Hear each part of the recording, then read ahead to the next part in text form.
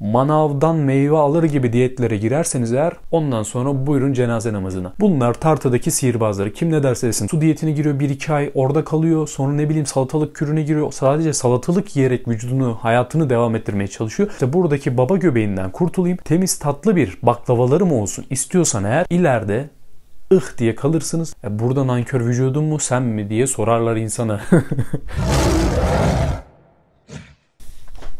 Gurul Bey'den selamlar. Bugün birlikte yağlarımızdan nasıl kurtulabiliriz? Daha güzel bir görüntüye nasıl sahip olabiliriz? Biraz tonton anneanne, tonton babaanne vücudundan çıkıp güzel bir baklavalı vücuda sahip olmanın tüm detaylarından bahsedeceğiz. Yine Gurul Bey maddelerimizle birlikte hem bilimsel bir şekilde hem de olabildiğince anlaşılır bir formda bu videoyu size anlatmaya çalışacağım. Sizden ricam videoyu beğenerek destek olmanız. Hep buna benzer içeriklerle sorduğunuz sorular üzerinden doğal bir vücut geliştirerek devam edeceğiz dostlarım. Birinci maddemiz kas fiberlerine uygulanan şiddet. İkinci maddemiz metabolizma hızı, BMH dediğimiz kısımdan oluşuyor. Üçüncü maddemiz hangi kahveyi tüketmen lazım? Hangisi daha etkili olur? Güzel bir vücut için, güzel bir yağ yakım için en doğru adres hangisi? Bunlardan bahsedeceğim. Dördüncü maddemiz mikro periyodu. Mikro periyodunuzu nasıl hesaplamanız gerekiyor? Bunlara değineceğiz. Beşinci kısım antrenman planı nasıl olması lazım? Full body split, double PL, işte sadece yağ yakım odaklı mı çalışmam gerekiyor? Bu hoplayıp zıplayan hareketleri yaptığım zaman daha güzel bir vücudum mu olur? Yoksa aynı zamanda kas gruplarımı da çalıştıracak hareketlere mi yönelmem gerekiyor? Buna değineceğiz. Altıncı maddemiz yağ tüketimi. İşte doymuş yağlar, çoklu doymamış yağlar, trans yağlar. Trans yağlar neden sıkıntılı, neden uzak durmamız gerekiyor? Bunlara ufaktan inceden değineceğiz ve yağda hangilerini tercih etmem gerekiyor? Eğer güzel bir vücuda sahip olmam gerekiyorsa benim hormon döngüsüne de dikkat etmem gerekiyor. Yedinci maddemiz kalori açığı. Kalori açığını etkili bir şekilde nasıl hesaplayabilirsiniz? Hangi siteden yararlanabilirsiniz? Orayı yazacağım. Şimdi sonuçta sen sadece işten eve gelen bir insan değilsin. Spor yapıyorsun. Nasıl bir yol izlemen lazım? Kalori açığı oluşturacaksan sen o insanla aynı kefede değilsin. Öncelikle bunu öğrenip ondan sonra nasıl bir kalori açığıyla bilinçli bir şekilde kilo verirsin? Bunların detayını konuşacağız. Maddelerimizi anlattığımıza göre dostlarım videomuza geçelim. Birinci maddemiz kas fiberlerine uygulanan şiddet. Şimdi sen diğer insanlardan daha farklı, daha gelişmiş bir vücuda sahip olmak istiyorsan, özellikle de doğal olarak buna sahip olmak istiyorsan dikkat etmen gereken detay sürekli standart ağırlıklara girmek değil. Pilot evresinden zaten tekrar bahsetmeyeceğim. Her videomda bahsediyorum dostlarım ama buradaki kas fiberlerine uygulanan şiddetteki detay şu. Sen sürekli aynı benzer ağırlıklara değil, aynı benzer periyottaki programa değil, farklı programını çeşitlendirecek ve aynı zamanda yoğunluğunu arttıracak şekilde orayı imha etmen lazım. Mesela nasıl? Sen şınav çektin. Her gün şınav çekiyorsun. Sen her gün 20 şınav çekerek bir yol izleyemezsin. Senin bunu mantıklı bir şekilde yapman lazım. Bir, dinlenmen lazım. Dinlendikten sonra da tamamen bilinçli bir şekilde bunların set tekrarlarını oluşturman gerekiyor. Şınav çektin. 1, 2, 3, in bekle. Sonra yorulmana rağmen devam et. Acıyı duyduktan sonra tekrar sayıları seni diğer insanlardan ayıracak. Çünkü Ahmet Mehmet de o tekrarlarda bırakıyor. Senin farkın ne burada? Senin farkın burada kas fiberlerine uyguladığın şiddet olacak. Tip 1, tip 2 kas grubunda en etkili yolu bu sayede sağlayabilirsin. Çok basit bir şekilde ağırlık antrenmanları yaptığın zaman, ağırlığın giderek yükseldiği zaman sen yağ da yakacaksın. Yani antrenman yapıyorum ben, kas yapıyorum, yağlarım aynı duruyor. Böyle bir olay yok. Sen antrenman yaptığın zaman da vücudunu yağ yakımı için tetiklemiş oluyorsun. Bu yüzden olabildiğince sınırlarınızın dışına çıkın ama bilinçli bir şekilde, yani kendini sakatlama. Çok fazla sarkoplazmik miyofibril kasılmalara değinmeyeceğim ama bunun en büyük temeli dediğim gibi antrenmanını yoğunlaştır ve ağırlıklarını arttırmaya çalış. Vücut ağırlığında da çalışıyorsan eğer istasyonlar yap. Bar peace yaptın, indin kalktın zıpladın, indin kalktın zıpladın, hemen arkasına high nice'a geç. Bunun gibi istasyonlar seni geliştirecektir. İkinci maddemiz metabolizma hızı. Bu metabolizma hızını neler etkiler? Kesinlikle yağ tüketiminiz etkiler dostlarım. Yani sen yağ yakmak için vücuduna yağ almıyorsun ama hormon döngüne de zarar vermiş olursun. 15-20 yaşındaki bir metabolizma hızına sahip olmayacaksın. Düzenli beslenmediğin için, düzenli antrenman yapmadığın için yaşın 20-30 bile olsa sen belki 40-50-60 yaşındaki bir metabolizma hızına sahip olacaksın. Bunun tam tersi durumu da var. Sen bu dediklerimde yaptığın zaman diyelim ki 40 yaşındasın, 20 yaşında, 25 yaşındaki bir insanın metabolizma hızına da sahip olabilirsin. İşte bu ben 60 yaşına geldim, battı balık yan gider, daha bu saatten sonra bir şey olmaz gibi bir olay yok dostlarım. Bunun önüne geçmek istiyorsan düzenli antrenman yap, düzenli beslen, düzenli bir şekilde uyu, dinlen ve tabii ki de bunları periyot bir şekilde devam ettir. İşte mesela bir hafta yaptım, tamam bu yeter bana abi, Allah bereket versin gibi değil. Bir sonraki hafta, ondan sonraki ay, ondan sonraki sene bunları düzenli bir hale getirmeye başla. Hayat standartın komple değişecek. Sabahları yorgun uyanman, işte gün içerisinde halsiz hissetmen hepsi bir kenara kalacak. Sen artık farklı bir birey olarak daha genç bir dinamiğe sahip olacaksın. Bu yüzden metabolizma yaşınız, metabolizma hızınız, BMH dediğimiz kısımlar oldukça önemli. Eğer yaş yetmiş, iş bitmiş düşüncesinde olmak istemiyorsanız tamamen buna dikkat etmeniz gerekiyor. İlerleyen yaşlarda bile diğer insanlardan, yaşıtınız olan insanlardan komple farklı olacaksınız. Nasıl Arnold abimiz, işte Rambo abimiz 60-70 yaşında olmasına rağmen gençse, siz de ilerleyen yaşlarda çok çok daha genç bir vücuda sahip olacaksınız. O yüzden bu dediklerime kesinlikle dikkat edin dostlarım. Üçüncü maddemiz, hangi kahveyi tüketmem lazım? Bir sürü marka var. İşte süt tozları var. Onlar var, bunlar var. Hangisini tercih etmem lazım? Hangisi benim için daha iyi olur? Antrenmanda hangisi bana daha fazla enerji, daha fazla yağ yakımı sağlar? Ve ne zaman tüketmem lazım? İnceden bunlara değineyim dostlarım. Şimdi granül kahvelerden herhangi bir marka vermeden konuşmaya başlayacağım. Zaten az çok anlayacaksınız.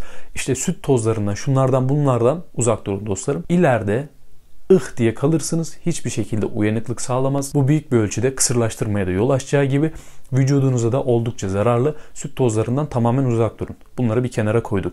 Şimdi hangi kahveyi tüketmem lazım? Marketlerde standart, sabit satılan kahvelerden uzak durun. Filtre kahvelere yönelebilirsiniz. French press ile yaptığımız şu tepeden ıhtan basıyoruz. Belli bir süre bekliyoruz. Sonra onu içiyoruz ya. Kahve çekirdeğiyle özümlenen kahveler.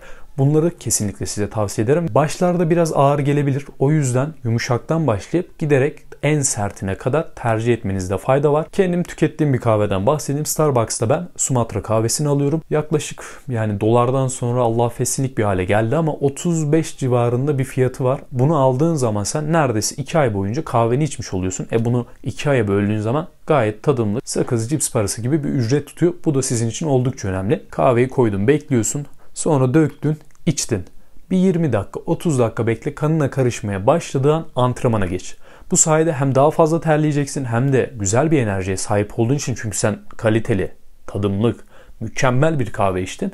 Antrenmanın senin için daha verimli geçecek. Vücut ısında arttığı için su atımı da sağlayacaksın. Kahve tüketiminde dediğim şekilde tercih edin. Zaten ilerleyen zamanlarda şu şekerli, frappuccino, kuş sütüyle yapılmış, ahududulu, böğürtlenli falan filan kahveler sizin gözünüzde bir kenara itecek. Çünkü önceden kahve içmediğinizi fark edeceksiniz ve gerçek kahvenin tadına varacaksınız dostlarım. Dördüncü maddemiz mikro periyodu. Mikro periyodu nelerden oluşuyor? 3 başlık adı altında kısaca açıklayacağım. Vitamin, mineral ve iz elementleri dediğimiz kısımlardan oluşuyor. Bu iz elementleri olarak da söylediğimiz kısım dostlarım işte çinko, krom, iyot, bunları barındırıyor. Bu şekilde düşünebilirsiniz. Şimdi vitamin ve mineralleri nasıl bir şekilde tüketmemiz gerekiyor? Vitaminlerde 2 başlık adı altında suda çözülen ve yağda çözülen, işte bu A, B, C, D, E, F, G diye nitelendirdiğimiz kısımlar da vitaminleri oluşturuyor. Şimdi çoğu insan bu detayı atlıyor ama sen bunları tükettiğin zaman hem antrenmanın daha verimli geçecek, hem ağırlık artışları da sağlayacaksın. Bir yandan da plyometrik güç artışı da olacak senin için.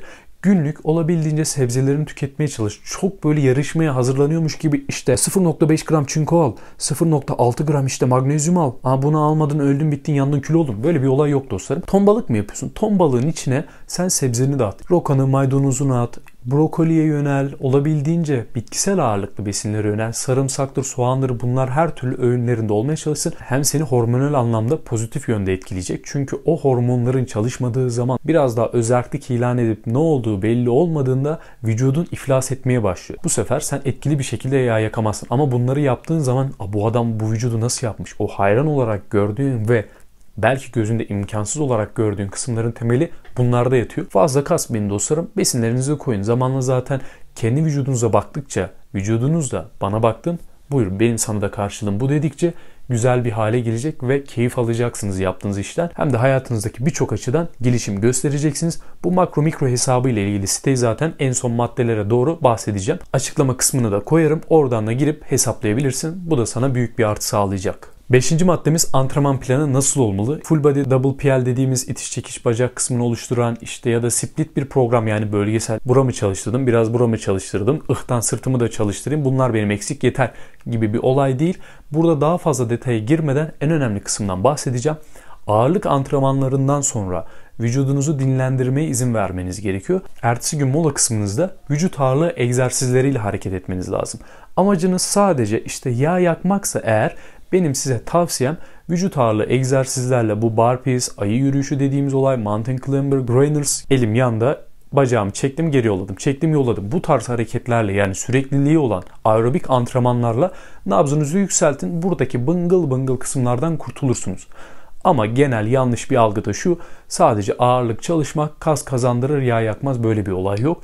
Ağırlık çalışmaları da en etkili yağ yakımını tetikler. Haftada 3 gün spora ayırabileceksin. Sadece 3 gün spor yapacaksın ve amacın sadece yağ yakmak. Yani fit bir görüntüm olsun, işte buradaki baba göbeğinden kurtulayım, temiz tatlı bir baklavalarım olsun istiyorsan eğer yapman gereken nabzını yükseltecek istasyonlu bir antrenman. Şu Benimle Yak antrenmanı olarak başladığım Goril Bey Benimle Yak diye yazıp aratabilirsin. Ona pazartesi başladın, salı dinlendin, çarşamba başladın, perşembe dinlendin, cuma başladın, cumartesi pazar dinlen. Bu sayede sen etkili bir şekilde yağ yakacaksın. Çünkü o antrenman yoğun bir şekilde nabzı yükselten bir antrenman. O istasyonu baştan 3 kere daha yaptığın zaman emin ol kısa sürede mükemmel bir vücudun olacak.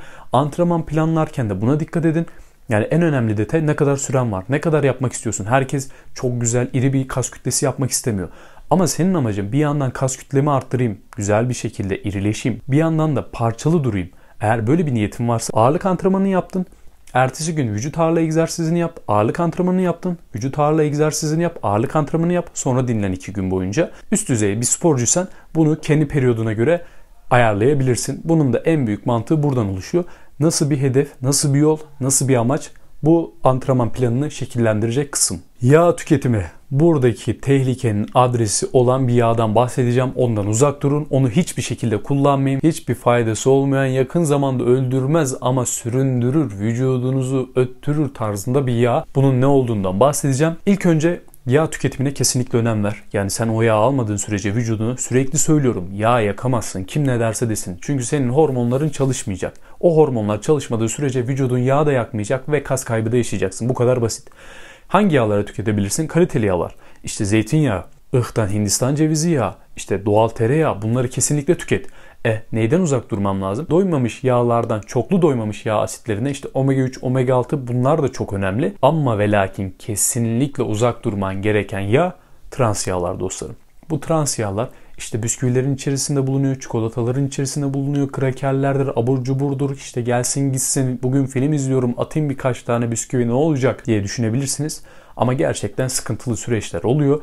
Bunların kullanımına dikkat edin. Komple kesin kimseye diyemem. Çünkü bunları sürekli tüketen bir insan komple kesmiyor. Kimse birbirini kandırmasın. Ama zamanla bunu azaltmaya çalış. Yani sen film izliyorsun. Örneğin o film başında bir tane cipsi bitiriyorsan onu 3'e böl, 4'e böl, set tekrarı gibi. Onu 4 filmde, 5 filmde anca bitir. Zaten yavaşça soğumaya başlayacaksın. Senin vücudun da güzel bir karşılık da veriyor sana. Sonra ister istemez ona ihanet edemeyeceksin. İşte vücut geliştirme çok nankör bir spor. Hemen kendini salıyor, hemen kendini bırakıyor. Aslında öyle bir olay yok. Sen emeğine nankörlük yapmış oluyorsun. O kadar besleniyorsun, o kadar antrenman yapıyorsun. Sonra abartılı bir şekilde abur cubura, şekere düşüyorsun. Burada nankör vücudun mu sen mi diye sorarlar insana. Bu olay da bu şekilde dostlarım. Buna da kesinlikle dikkat edin. Trans yağlardan olabildiğince uzak durun. Son maddemiz kalori açığı. Buna yine değinmeyeceğim dostlarım. Önceki videodan değindiğim için olabildiğince uzatmamaya çalışıyorum. Hem anlaşılır olsun hem de şipşak videomuzu çekelim, dağılalım. Kalori açığında dikkat etmeniz gereken detay şu: bir anda vücudundan atma. Bu oldukça önemli ve genelde yanlış yapıp milletin derisi sarktığı için bundan bahsedeceğim. Kalori açığını bir anda kesiyor. İşte su diyetine giriyor, 1-2 ay orada kalıyor. Sonra ne bileyim salatalık kürüne giriyor. Sadece salatalık yiyerek vücudunu, hayatını devam ettirmeye çalışıyor. Bunlar tartıdaki sihirbazları. Kim ne derse desin, tartıya çıktım, baktım, o güzel 5 kilo vermişim, harika. Böyle bir olay yok. Eğer sen kendini kandırır, eğer sen oradaki sayılara inanırsan bu sefer vücudun zaten Allah affetsinlik bir formda gözükecek. Ondan sonra buyurun cenaze namazına. Burada en önemli olan detay şu: kalori açığını oluştururken benim tavsiyem 800 kalori açığını geçmeyin. Yani diyelim ki sen beslenmenden günlük bir anda 1000 kalori, 1200 kalori çıkartma. Yavaş yavaş ilk 100 kalori çıkart, 200 kalori çıkart önümüzdeki hafta. Sonraki hafta bir 300-400 çıkart. Yavaş yavaş bu kalori açığını arttır. Çünkü şöyle düşün, çok basit bak. Hiç zor bir şey değil. 2-2 daha 4 gibi bir hesap. Göbekli birisin. Günlük kalori ihtiyacın sedantel bir insan için, yani sıradan bir insan için diyelim ki 3500. Hadi ben bir anda zayıfladım, çok ciddi kilo vermek istiyorum. İsveç diyeti varmış, su diyeti varmış, o diyeti varmış, maydanoz kürü varmış, o da varmış, bu da varmış gibi manavdan meyve alır gibi diyetlere girerseniz eğer derin yer çekimin kankası olacak şekilde sarkmaya başlıyor. Çünkü sen kas kaybı da yaşamış oluyorsun. O deri sürekli böyle esnemiş. Sen bir anda oraya bir boşluk bırakıyorsun. Ölü derilerin oluşmaya başlıyor. Ondan sonraki sürecin ameliyatta, yani hiçbir çözüm yok ona. Tam tersi kilo da almak istiyorsan eğer, hani hem kilo alıp hem de yağ yakmak istiyorsan bilinçli bir şekilde kalori al. Yoksa deri yırtıkların oluşmaya başlayacak. Sonra işte buradan çizgilerim oluştu. Bunlar nasıl gidecek? İşte karnımda yırtıklar başladı. Bunlardan nasıl kurtulacağım? Sonra bunun hesabını yaparsınız dostlarım. O yüzden buna da kesinlikle dikkat edin. 7 tane Goril Bey maddemiz vardı. Bunları elimden geldiğince size anlatmaya çalıştım. Umarım video ve verimli olmuştur. Videoyu beğenerek destek olabilirsiniz dostlarım. Doğal bir şekilde mükemmel bir vücudun anahtarını bu sayede elde edeceğiz. İzleyen tüm dostlarıma teşekkür ederim. Sevgiler, saygılar, Goril Bey'den selamlar. Görüşürüz dostlarım.